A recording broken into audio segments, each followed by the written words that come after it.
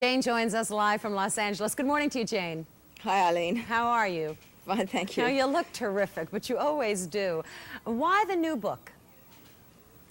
It's been about 5.5 years since I wrote my first book, and a tremendous amount has been learned, both about exercise, physiology, and nutrition in those years. And I started out to update my first book, but there was too much to say, and it really became a brand new book. I didn't concentrate on nutrition and talk not at all about how most safely and effectively to lose weight in my first book, and I decided to add that. This is kind of a no deprivation diet. I mean, you're not going to feel starved on this diet, are you?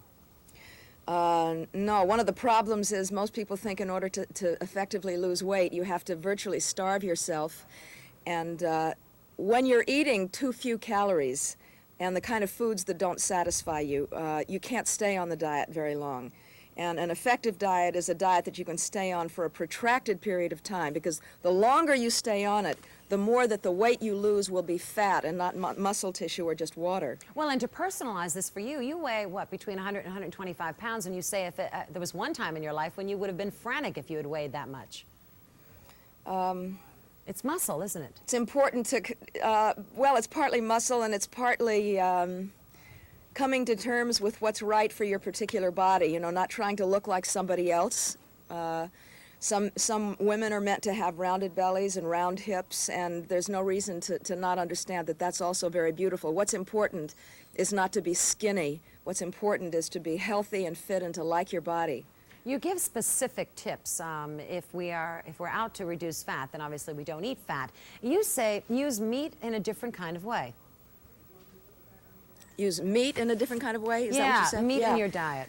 Well, meat is, meat has a lot of fat in it. For example, you know, a lot of people think if they're going to go on a diet, a good lean steak is a good thing to eat. But a 5-ounce steak has 550 calories, whereas a baked potato has 100 calories.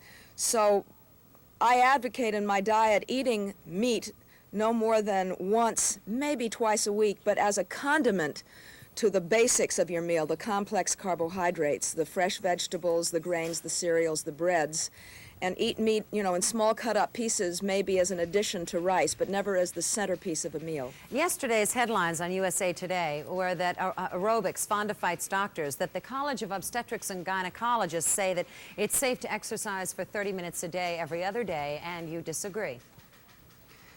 Yeah, I didn't like the headline. I'm not fighting the doctors. I'm warning that aerobic dancing is like an entry-level way to get fit for masses and masses of people, women in particular. 24 million people use aerobic exercise in order to become healthy and to lose weight. That group of doctors didn't base their recommendations on any real longitudinal study. I work with the St. Francis Memorial Hospital in San Francisco, who in fact has done an extensive study following 411 women for 30,000 hours of aerobic activity. And to put it into a nutshell, there were fewer injuries in that 30,000 hours of aerobic activity than there is in high school women's sports. Obviously, the moment you increase your physical activity, you're going to increase the risk that something is going to happen to you. The chances are very, very slight that there's going to be anything occurring that's going to necessitate going to a doctor or anything serious. Well, you know, you are the best seller in terms of video workouts. You haven't heard from people that have hurt themselves with your aerobic program, have you? I myself, because I'm very active, I every now and then have to go in and you know, and have a little therapy or a little back adjustment. But the fact is that if I wasn't active, the other health risks that I would be facing, obesity, cardiac problems, heart problems, far outweigh the risks of a strained muscle or a strained ligament. You know, you are such a role model, Jane. You are so busy. I mean, you're never without a project in film, doing something, and yet you find time to work out.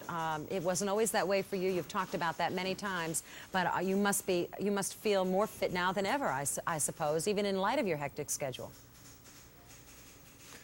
Well, Especially when you get to be my age, the balance and moderation is really the key. I Don't try say not to that, have Shane.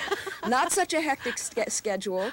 When I'm tired, I don't work out because I know that things you can get away with when you're younger, you can't after a certain age, and you have to sort of slow down and listen to your body. When I'm tired, I know that if I push my exercise too hard, I'll get hurt.